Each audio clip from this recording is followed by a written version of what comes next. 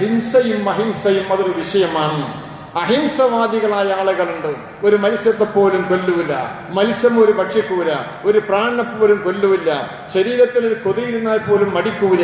അങ്ങനെയുള്ള ഹിംസ വിഷയമുള്ള കാര്യമൊന്നുമല്ല. അങ്ങനെ ആവണ്ടവർക്ക് അങ്ങനെയാവാം. അഹിംസവാദികൾക്ക് ഒരു കുഴപ്പമില്ല, അങ്ങനെ ആവാകുന്നതാണ്. പക്ഷേ നശിപ്പിക്കുക, ഈ ഹിംസ എന്ന് പറയുന്ന അർത്ഥം എന്താ? ഹിംസ എന്ന് പറയുന്നത് സംസ്കൃത വചനമാണ്, സംസ്കൃത വാക്കാണ്. ഹിംസ എന്ന് പറഞ്ഞാൽ അത് സംസ്കൃതമാണ്. അതിന്റെ അർത്ഥം നശിപ്പിക്കുക, മുറിവേൽപ്പിക്കുക എന്നൊക്കെയാണ്. ഹിംസ എന്ന് പറഞ്ഞാൽ, അഹിംസ എന്ന് പറഞ്ഞാൽ മുറിവേൽപ്പിക്കാതിരിക്കുക എന്നാണ്, ബുദ്ധിമുട്ടിപ്പിക്കാതിരിക്കുക എന്നാണ്, നശിപ്പിക്കാതിരിക്കുക എന്നാണ്. ഇതിന്റെ ഈ വിപരീത അർത്ഥമാണ് അഹിംസ എന്ന് പറയുന്നത്. ചിന്ത കൊണ്ടോ വാക്കുകൊണ്ടോ പ്രവൃത്തി കൊണ്ടോ ഒന്നിനെയും വേദനിപ്പിക്കാതിരിക്കുകയാണ് ഹിംസ എന്ന് പറഞ്ഞതിന്റെ അർത്ഥമെന്ന് അതുമായി ബന്ധപ്പെട്ട ആളുകൾ പറയുന്നുണ്ട്. ഈ ഒരു രീതിയിൽ ഹിംസ ഹിംസ അഹിംസ എന്നുള്ള വാക്ക് പ്രയോഗിച്ച് ഇതിനെ തള്ളുന്ന ആളുകളുമുണ്ട്.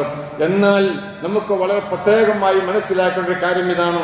ഇങ്ങനെയുള്ള ആളുകൾ പറയുന്നത് ജീവൻ എല്ലാം പരമാത്മാവാണ്, പിന്നെ എങ്ങനെയാണ് അതിനെ കൊല്ലുന്നത് എന്ന്.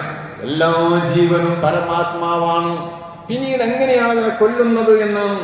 തന്നെയുമല്ല, മനുഷ്യന്റെ ഒരു പ്രകൃതിപരമായി കൊണ്ട് തന്നെ വെജിറ്റേറിയനിസമാണ്. മനുഷ്യൻ്റെത് ഒരു വെജിറ്റേറിയനിസമാണ്, അല്ലാതെ മാംസബുക്കല്ല. കാരണം എന്തുകൊണ്ട്? വെജിറ്റേറിയനിസമാണ് മനുഷ്യൻ്റെത്, അങ്ങനെയാണ് പ്രകൃതി എന്നും ചില ആളുകൾ പറയുന്നു. സത്യത്തിൽ അത് തെറ്റാണ്. ബയോളജിയൊക്കെ പഠിച്ചവർക്ക് അറിയാവുന്നതാണ്. മനുഷ്യന്റെ വായും പല്ലും മനുഷ്യന്റെ ആമാശയവും അത് പിന്നെ സസ്യബുക്കാവാനും മാംസബുക്കാവാനും രണ്ടിനും സംയോജിപ്പിച്ചുകൊണ്ടുള്ള ഒരു പ്രകൃതിയാണ് മനുഷ്യൻ്റേത്. അല്ലാതെ വെറും ഹിംസയില്ലാതെ, ഈ മാംസമല്ലാതെ വെറും മറ്റുള്ള രീതിയിലുള്ള വെജിറ്റേറിയനിസം എന്ന് പറയുന്നത് അത് മനുഷ്യന്റെ പ്രകൃതിയല്ല എന്നുള്ളതാണ്. ചില ആളുകൾ അങ്ങനെ പറയാറുണ്ട്. അങ്ങനെയാണെങ്കിൽ പുലി എന്ന് പറയുന്നത് മാംസബുക്കാണ്, പിന്നെ ആട് എന്ന് പറയുന്നത് അത് സസ്യബുക്കാണ്. ഇതൊക്കെ അല്ലാഹു സുബ്ഹാനഹു വ തആല അങ്ങനെ സൃഷ്ടിച്ചതാണ്. മനുഷ്യനോ രണ്ടിനും പറ്റുന്നതാണ്. അതുകൊണ്ടാണ് സിംഹത്തെ പോലെയുള്ള തേറ്റ മനുഷ്യനില്ലാതെ പോയത്. സസ്യബുക്കാകാനും മനുഷ്യന് സാധ്യമാണ്. അതുകൊണ്ടാണ് ആടിനെ പോലെ അടിഭാഗത്ത് മാത്രം പല്ലില്ലാതെ വെറും സസ്യബുക്കാവാതിരുന്നതും. അതുകൊണ്ടാണ് അടിയിലും മുകളിലുമുണ്ട്, എന്നാൽ ചെറിയ പല്ലുകൾ. തേറ്റന്റെ സ്ഥാനത്ത് 4 പല്ലുകളുണ്ട്.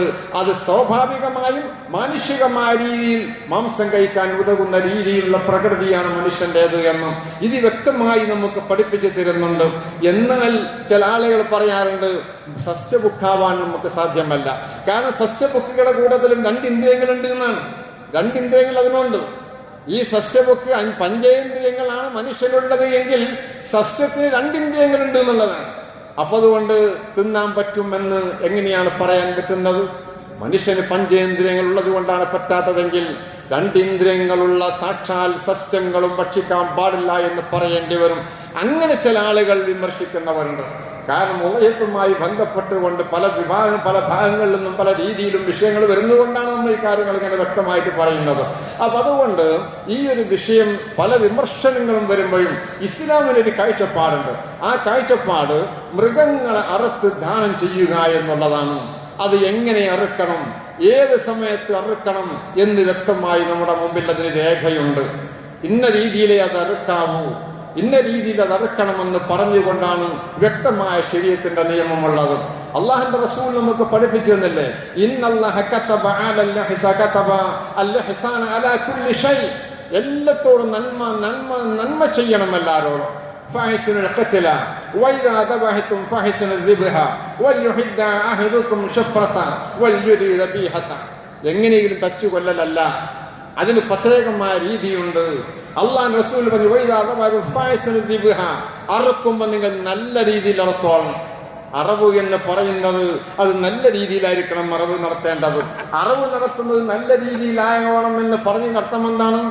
കൊല്ലാൻ കൊണ്ടുപോകുമ്പോൾ എങ്ങനെയെങ്കിലും കൊല്ലരുത് എന്നാണ്.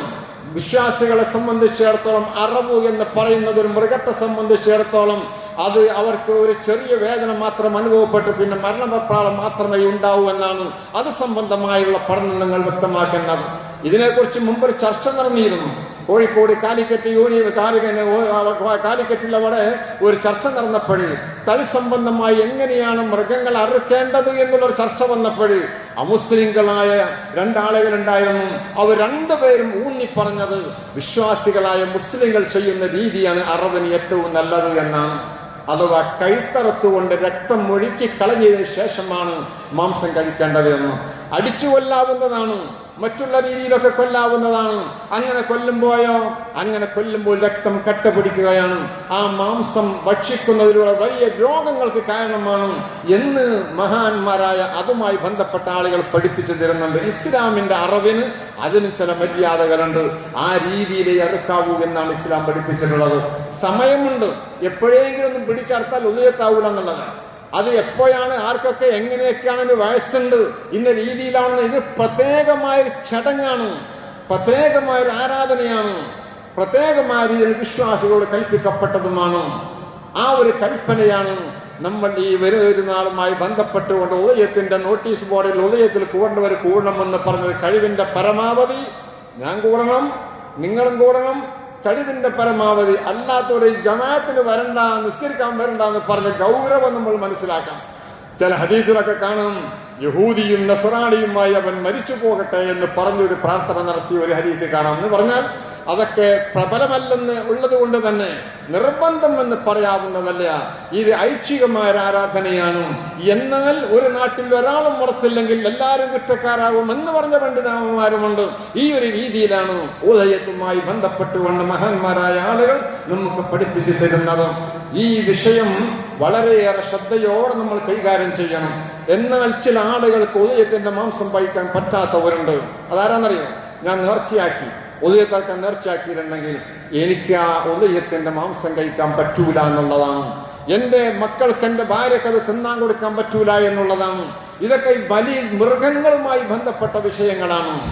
നമ്മളൊരു കാര്യം ചെയ്യുമ്പോൾ, നമ്മുടെ ഒരു കാര്യം നേർച്ചയാക്കുമ്പോൾ, എൻ്റെ ഭാര്യക്ക് അതിന് ഭക്ഷിക്കാൻ കഴിയൂല, പറ്റൂല, ഹറാമാണ്, പറ്റൂല, എനിക്കും പറ്റൂല, ഞാനാണ് അറക്കുന്ന ആള്.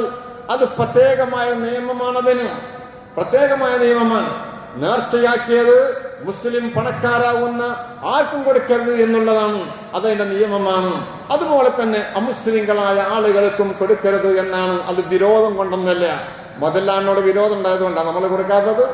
ഞാൻ ഒരു വാഴ നടക്കണമെന്ന് നേർച്ചയാക്കി എൻ്റെ ഭാര്യയ്ക്ക് കൊടുക്കാൻ പറ്റൂല എന്ന് പറഞ്ഞാൽ, എനിക്ക് തിന്നാൻ പറ്റൂല എന്ന് പറഞ്ഞാൽ എന്നോടുള്ള വിരോധം കൊണ്ടാണ്, എൻ്റെ ഭാര്യയോടുള്ള വിരോധം കൊണ്ടാണ്. അല്ല, അത് വിരോധമല്ല. അത് ചില ബലിദാനങ്ങൾ നിർവഹിക്കപ്പെടേണ്ട മേഖലകൾ നമുക്ക് തിരിച്ചു തന്നിട്ടുണ്ട്. സകാത്ത് എങ്ങനെ കൊടുക്കണമെന്ന് പഠിപ്പിച്ചത് പോലെ ഇത് പ്രത്യേകമായി പുണ്യമുള്ള ഫസല്ലി റബ്ബിക വൻഹർ എന്ന് പറഞ്ഞതാണ്. എന്നാൽ ചില പ്രദേശങ്ങളിലൊക്കെ നമ്മുടെ കൂടെയുള്ള മഹല്ലത്തുള്ള മുസ്ലിങ്ങളായ മറ്റുള്ള ആളുകളൊക്കെ ഉണ്ടാകും. അതിന് ഒഴിവാക്കാൻ പറ്റാത്ത രീതിയിലുള്ള സംഭവങ്ങൾ ഉണ്ടാകും. അങ്ങനത്തെ ആളുകൾക്കൊക്കെ വേണ്ടി സാധാരണയായി മഹലിൽ തന്നെ പറ്റുന്ന രീതിയിൽ 1, 2, 5 ഒക്കെ ആളുകൾ ഉണ്ടെങ്കിൽ അതിന് പറ്റുന്ന മാംസം അവരെ കൂട്ടത്തിൽ കൊടുക്കാൻ മറ്റുള്ള മാംസം മേടിച്ചുകൊണ്ട് അവരെയും കൊണ്ടുപോയി വിവേചനം വേണ്ടെന്ന് പറഞ്ഞ് ചെയ്യാറുണ്ട്. അതും ഒരു നല്ല പണിയാണ്.